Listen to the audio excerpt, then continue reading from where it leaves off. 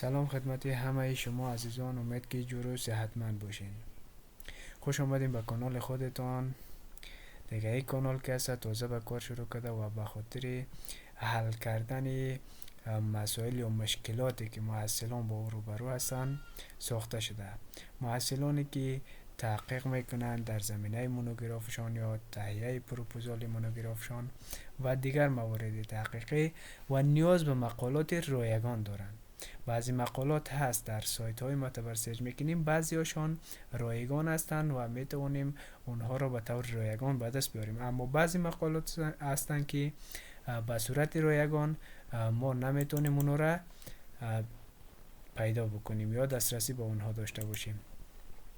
طور مثال ما چند مقاله را کار میکنیم، دانلود میکنیم، مقالاتی که باید به او هزینه پرداخت بکنیم، پول بدیم، اونا رو به طور رایگان دانلود میکنیم تا شما هم یاد بگیرید. وارد گوگل کروم میشویم، اینجا گوگل اسکالر،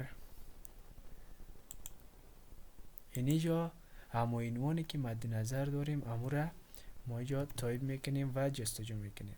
سولید راکت پرو پلانت، یعنی را ما اینجا سرچ میکنیم و میبینیم چند مقاله برای ما پیدا میشه. اینجا مقالاتی، یعنی مقاله که هست پی دی اف داره. زمان مقالاتی که پی دی اف داشت رو یکان در دسترس باشه اینجا پی دی اف نوشته است. ما وارد این مقاله میشویم ببینیم که رایگان است یا خیر. این مقاله رایگان بوده، رایگان است. ما میتونیم از این به طور رایگان بدون پرداخت پول استفاده بکنیم.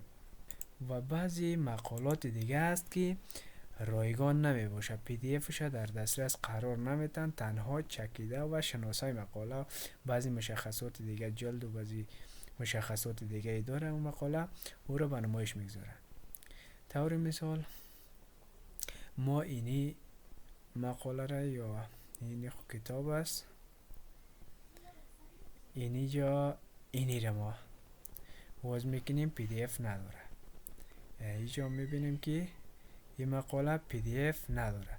خب این که پی دی اف نداره، این مقاله را ما چطور باید به دست بیاریم و ازش استفاده بکنیم؟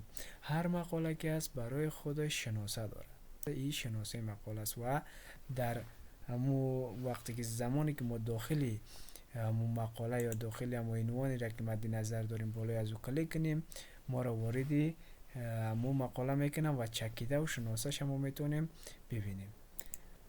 پس این لینک همی شناسه مقاله را ما کپی میکنیم. اینجا یک سایت دیگه است به نام سای هاب یا سای هاب، واردی از این سایت میشویم. این سایت که است غیر قانونی است، این سایت قانونی نیست، غیر قانونی است و در افغانستان به دلیلی که افغانستان عضو سازمان نویسندگان نیست، در افغانستان ما میتونیم از این سایت استفاده بکنیم، اما غیر قانونی است.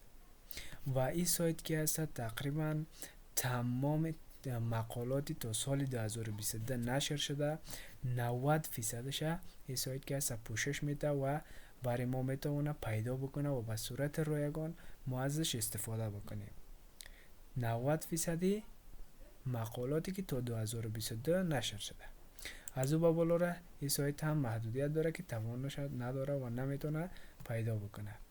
خب شناسه مقاله را اینجا پیست میکنیم و روی باز کلیک میکنیم و ما را میبره به اصل مقاله. این هم همون مقاله بود که ما دانلود کرده نمیتوانستیم و به صورت غیر قانونی از این سایت ما میتوانیم مقالاتی که ضرورت داریم برای تحقیق خود به صورت رایگان به دست بیاریم. هر قدر مقاله که بخوایم ما از این سایت میتونیم به دست بیاریم. صرف چیزی که در اینجا مهم است باید ما شناسه مقاله را داشته باشیم. امیدوار هستم که بتونین ازش به صورت درست در تحقیقات خود استفاده بکنین و براتون کارآمد و مؤثر بوده باشه. تا ویدیوی بعد، خدا نگهدار.